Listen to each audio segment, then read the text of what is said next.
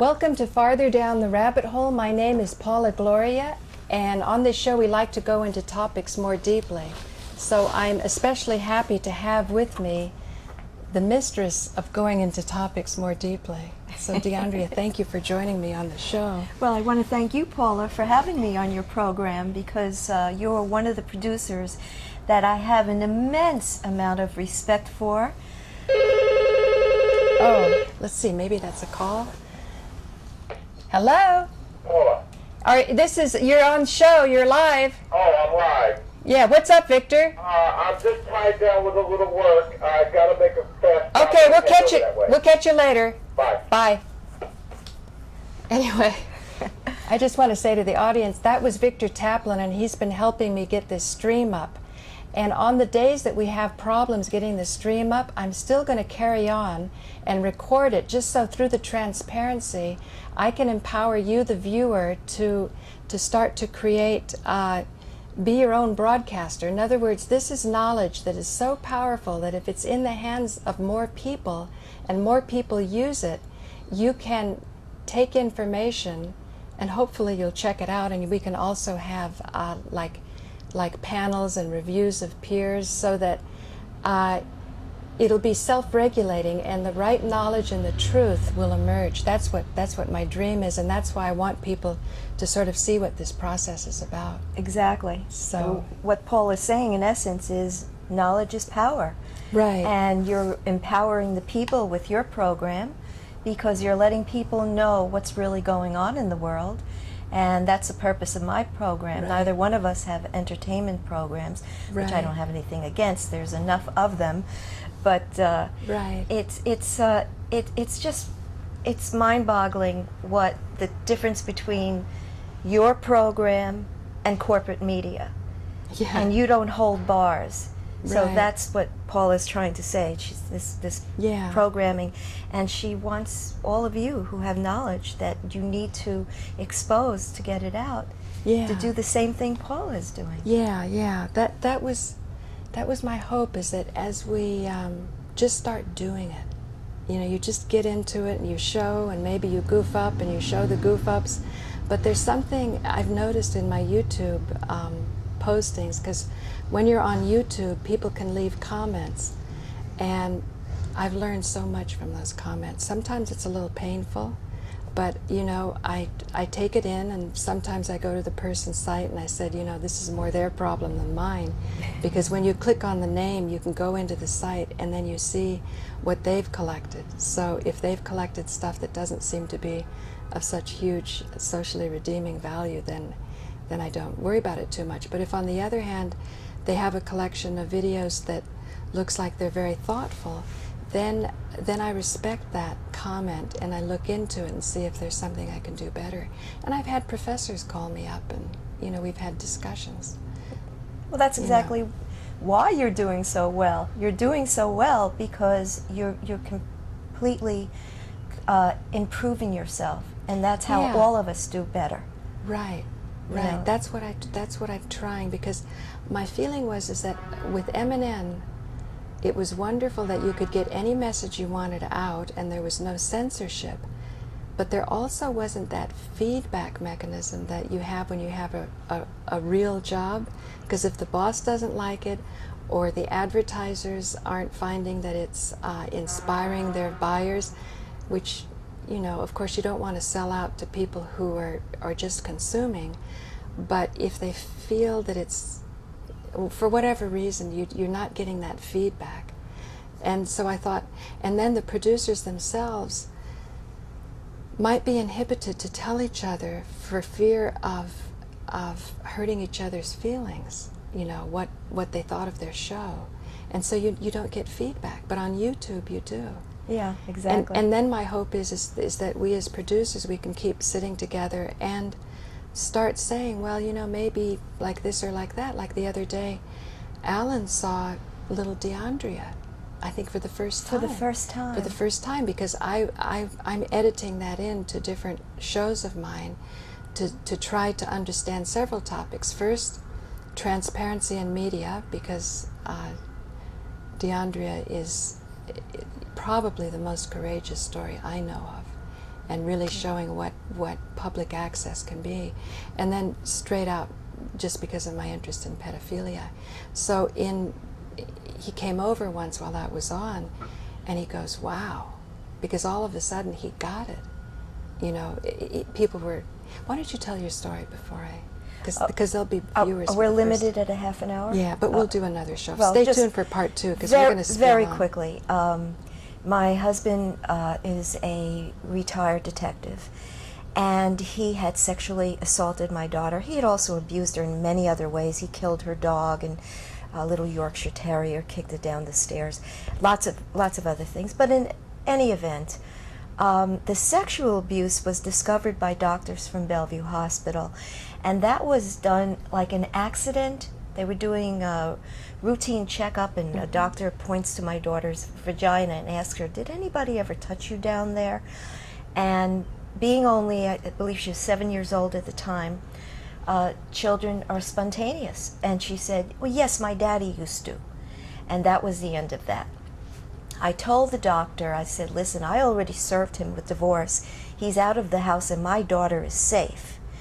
But the doctor insisted, which ruined our lives, because the DAs got involved, his friends. He was never arrested with the ruptured hymen, photographs of him masturbating Just a second. in bed with her. Slow down here. I want to. This was something that, when you told me this, I thought, wow, because what I had heard from some of the infield chatter with other producers was like, you know, why doesn't Dyandria just let this go, right? And why is she fussing over this so much? And when you told me the story that you had actually told the doctor not to report this because you had a plan, you had a method. So it wasn't, you know, Deandrea who had to be in front of the camera and Deandrea who had to have a show and to have attention or anything like that. Right. It was that you really wanted this.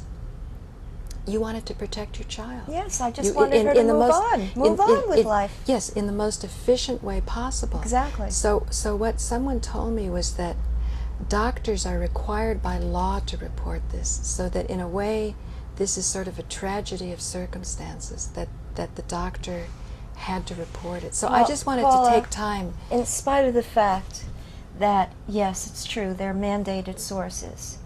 A good friend of mine, a very close friend of mine, was also a mandated source, and she was the first person I ever told. As a matter of fact, she's the only person I ever told. And she told me, you know, I have to report this. I'm a mandated source. And I said, Stephanie, I said, that will cause so much problems. And I explained to her his connection with the police. So Stephanie wasn't even a doctor? She didn't. No, Stephanie was a friend of mine who was a doctor. She was a psychologist, which is another mandated source. So are teachers, medical doctors. And but she listened to me because she started thinking about the blue wall of silence. She understood, and she did not report it. I see. So you can take the initiative to, you know, everything is in black and white. I know. You can understand and say, you know, a mother's crying, don't report it, he's already out of the house. Wouldn't that have been enough? She's safe. Yeah, no, I understand, and I think in this day and age, we're growing to realize that sometimes you have to break the laws. In Germany, it was the law to turn Jews in, right? That was the law. There you go. And so the people who didn't do it after the war, they're heroes, right? Right. I mean, I think my family in Greece, they were giving shelter to Jews in their little farm. And, that's beautiful. Yeah, but then Greece was not Germany, so you were, you know, you had the support of all the society. So that's why I want your story to be so much better known, so that there's a clear understanding that you were catapulted into this direction. Exactly. And the only way out to protect your daughter was to do exactly what you did. So you want to tell them how you proceeded? Well, how they proceeded. How you, just finish. Well, what happened story. after that, 2.5 weeks later, they broke my apartment door down completely out of its hinges. They arrested my older daughter, who was babysitting. 2 weeks later? 2.5 weeks later, after the discovery of her ruptured hymen. And so, this was what do you this think was happened to protect, because the doctors wanted my husband arrested. So his friends in the DA's office did not want him arrested. Wow. So what they did is they took my child away from me, hoping that in time they can brainwash her, they can alleviate him from paying child support, and they kept her in the system for 5 years, which is illegal. It's against federal law. 5 years, and for the statute of limitations on sexual abuse to expire. Then without a custody trial, they gave him custody. Now in the meantime, instead of returning her expeditiously to me, why put her in the system? You mean after 5 years? No, even why take her away? Well, they charged me with failure to protect. But a year and a half later, they said, oh, her hymen must have gotten ruptured some other way. But what about the photographs of him masturbating in bed with her? And the other pictures where he's sleeping with his arms around and hugging his penis, and she's protecting her vagina in her sleep. Right. So when you put all this together, plus the fact her school grades accelerated to a very high degree after he was out of the house. Right. So this is enough evidence to have not only arrested him, prosecuted, he would have spent 15, 20 years in jail. Right. So he was being protected. Right. And so they abused my daughter. In order to protect their friend, they had to abuse my daughter, and they had to abuse me, rip my daughter away from me, put her in these horrible homes. Now you said 5 years was illegal. Why 5 years? Because they wanted to wait for the statute of limitations. So they put her in foster care for 5 years? Yes, because Clinton's passed a law the very year that my daughter, just a couple of months before my daughter entered the system, that in 1997 it's called the Safe Family Act. And it's to expedite children in foster care can be in their 18 months, and then bingo, up for adoption, return to parent, or up for adoption. Oh, so after 18 months you could have gotten her back. Yes. But they kept after 18 months? They kept making up stories about me. They were saying that I had a history of mental illnesses. Yeah, see, my husband made this up. He told them I had a history. No history exists. He didn't bring any history in. He didn't say she's been institutionalized or she was, nothing. Right. So what did they do to protect him from a false allegation? That's illegal to charge somebody with something false. They hired their own psychologist who works for the court, saw me for 2.5 hours, and said that I was paranoid delusional. Wow. And that's the diagnosis given to dissidents of the government. All dissidents are labeled as paranoid delusional. So you started a show and you said, look at this picture. Am I paranoid? Yeah, exactly. They all look stupid. Yeah. So with the picture, I left out the best part. Because I embarrassed them with the picture, they threw me in jail for 3 years. Wow. So, which was supposed to suppress me. That was the purpose. Of course, I think most people it would have. But thanks to Conversations with God, the book that was given to me by a civilian who worked in prison, who broke the law because you're not supposed to give inmates anything. books? Really? Anything. And you got She to did that out of love. So sometimes, good people know that some laws are not good. Really, really. Now, the pictures that I'm showing are those that famous public access show. When was that done? That was January 22nd of 2001. 2001. Wow. So it's right before 9/11. Or the 23rd, 22nd or 23rd. 6 months later, we had 9/11, right? Yes. Wow. And my daughter may have died that day because we were members of a pool club downtown, and that day was a beautiful day. It was bright, it was sunny, and in bright and sunny days, we'd go to the pool club. Mm-hmm. So you'd go to the World Trade Center, And you walk through the World Trade Center and then through the World Financial Center, and then as soon as you get out, the pool club is just a few feet away. And that's the time we would have been there. So isn't that, Really? yes. Wow. Yes. Wow.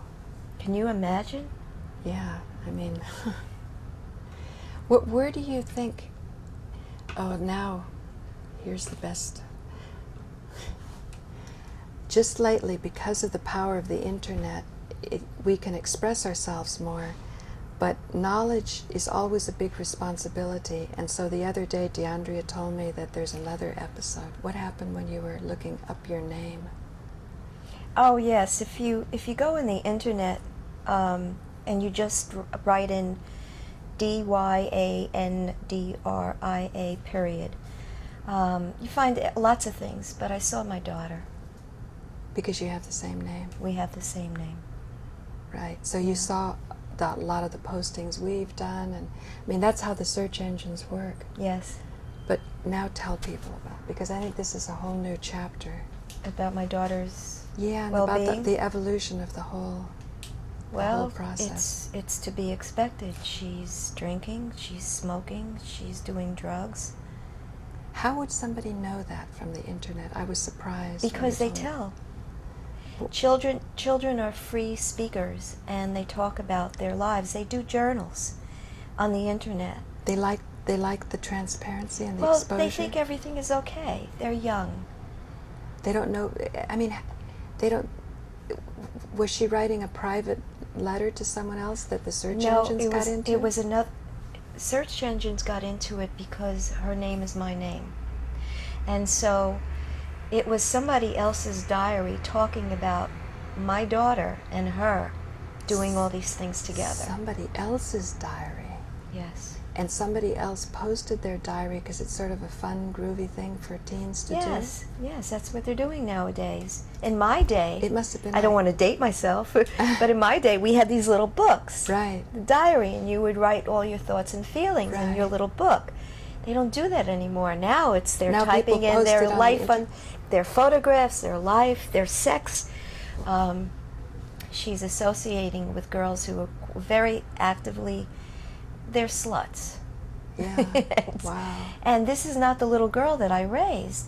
And I her, know, and we have evidence. I mean, it's on video. Exactly. I'm cutting she was it into clean, and, Oh, and yeah. her friends are still clean.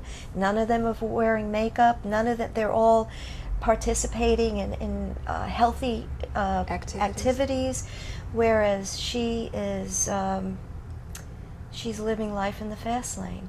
And that's only to be expected. And you know what? When you're abused that badly, you need to do that. It's venting. And Right. it's something that she needs to go through these transitions and get it out. You know, it's like regurgitating the pain. She has this boyfriend who's absolutely disgusting. And I could just see through his picture, he's evil. And I look at my pretty little sweet girl, because there's still that good girl is in there. Oh yeah. And she's with this yuck.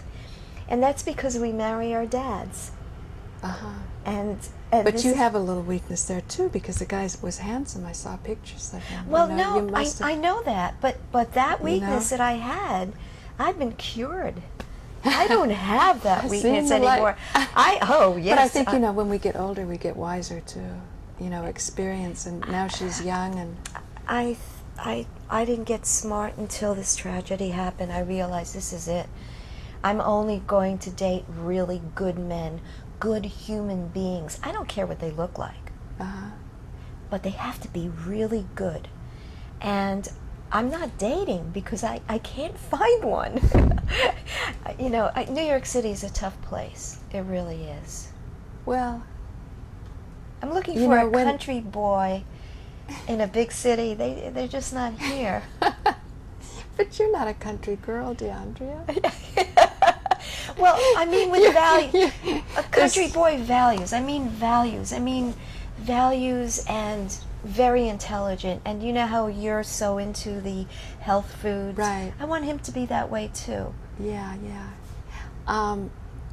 Frank Craven and I went down at sunrise. He took a taxi and met me there at 5:30 in the morning 2 days ago because I wanted to celebrate the solstice and have some pictures to show people that this is not fairy tales, yogis going out and sitting by the river and watching the sun come up, that you can do it at any moment. And so when I was down there, I thought on one hand, it's kind of good because I have the place all to myself.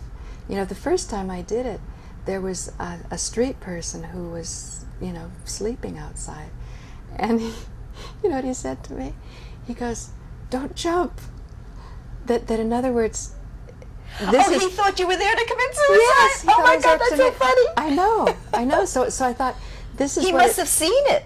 Well, I mean, I think it's just a commentary on how far removed we are from these time-honored spiritual practices. It's just a prescription that doctors gave. Hippocrates would give prescriptions, and Pythagoras. All these ancient schools of wisdom were schools of great healing, tremendous healing. And a prescription would be take early morning walks, walk in the early morning air. But the only people that are up are people who've lost their homes because of the momentum of the social consciousness. But if you can break through that momentum of social consciousness, you've got New York and the nature all to yourself. I mean, I think Frank was really amazed because he always speaks about getting out of the city. And I said, but if you can't get out in the weekend, the next best thing to do is to wake up really early in the morning, and then you see there's a reason that New York City was built here. It's on top of incredible nature. But in order to tune into it, it takes a little skill. So that's what I try to do with my shows, is give people the encouragement that no matter how complicated things get, nature will always seek balance. And, I agree. You know, I agree. And days like today, this beautiful weather, the sun shining. You know, years ago, I used to take my daughter to Central Park quite frequently. And sometimes we would lay down in the grass, you know, just lay out on our backs and look up and just look at all the clouds and the formations. Oh, what is that? What do you think that is? And people don't do that enough. right. They should be doing that more often because Right. it's just, it's It's so a beautiful beautiful to thing. see. It's- Sometimes you see angels in the clouds, and Right, it's sometimes very you grounding. see animals, and it's just, yeah, everything in nature is gorgeous. The smell of the air. Oh, let me see how much time we have here. We have 5 minutes left. Well, what else would you like to share with people, or what are you thinking that you can, because you're so resourceful, how can you use this new opportunity to video stream? Have you thought about it at all? I think Because it's- I know you're always looking for your It's out daughter and the connection. And Yes, yes. Well, I'm praying that God will somehow get her to wake up and to take the fear that she has, and see, the fact that she's surrounded by these evil people, it's very difficult to get her to break through because there's nobody saying to her, you know, did it ever occur to you that your father made all this up? That your father had his friends put you in the system? That it wasn't your mother? That everybody lied? And, you know, to get her to wake up, because, like, you know, you've heard in my shows, I mentioned law and order is not real. That is such an artificial program. It's not the way the system works at all. Right. Innocent people are incarcerated all the time, sometimes even executed. Right. So Right. it's not a system that works, and it's a system especially designed to help each other, their own. So she's living with this dangerous person now that she has her boyfriend. I'm sure he's not doing anything to her anymore, but he's still got her under that fear, under that. Oh, you mean the boyfriend protects her from her father? No, I think he's doing what the father was doing. Uh-huh. So, and the father's cheating on his wife. I think the name's Gina or something. Oh, what is that in the diaries too? My No, God. no, I Is it- found this out through Inside Connection. Oh. Yeah, so he's got a girlfriend. So he's got plenty of sex. He has sex from the new wife, and he has sex from the girlfriend. Wow. And my daughter's not in the house that much anymore because now she. Oh, has she's a- not. She's living with her boyfriend. No, she's not living with him. So she still lives with her dad? She still lives in that house. Right. But she keeps herself in the bedroom, and she Right. closes the door, so... How do you know that? I can't say. Oh, really? I'll tell you off camera. Really? Yeah. Wow. But it sounds like, Deandrea, that things are healing, actually. Well, because you were this guy that she's with is not any good, and if she ends up marrying him, she's going to start the same cycle. And if there's violence in the house, if there's abuse to the children, they're going to take the children away from her, and she's going to go through the same thing. Right. Right. So it's not good. It's just that there's hope. There's hope. Yeah. But I find you very understanding. Because you said, given that what she's gone through, this is a venting. Oh, absolutely. So that shows Totally wisdom, understand that. healing. You know, it just, everything rights itself. Exactly. So, Yeah. yes, she is getting better. She's getting healthier. But she'll never be 100% if she doesn't, come back. And you can't live without a good mother. Bad mother, yes. I mean, you don't need a bad mother, a bad parent. Just avoid them. And that's a healthy thing to do. Oh, I have friends that are going to therapy for their whole lives, trying to get along with their mother. They're not going to get their mother to love them. I was just talking to a woman last night. Her mother doesn't love her. Oh, you mean just sort of wake up and smell the coffee and say, Yeah. this is never going to happen? It's never going to happen, so just cut the umbilical cord and get out. Right. Just be grateful. That's how you grow. Just be grateful that you got a body and you're here, and life is a wonderful opportunity, and make, seek the love that you're wanting elsewhere. Exactly. Through Right. good friends like you. Right. Right. I mean, my And good friends works. are picked. They're selected. Right. You can't select your relatives. You can't select your mother and father. But You're doomed. well, you can. I can't believe this. Paula Gloria lost for words. Can you believe that out there? No, because it's a whole. It's a whole nother show. Okay. No, let me see if I have enough time to get into that topic. There's definitely going to be part 2 here, and we do have to wind up.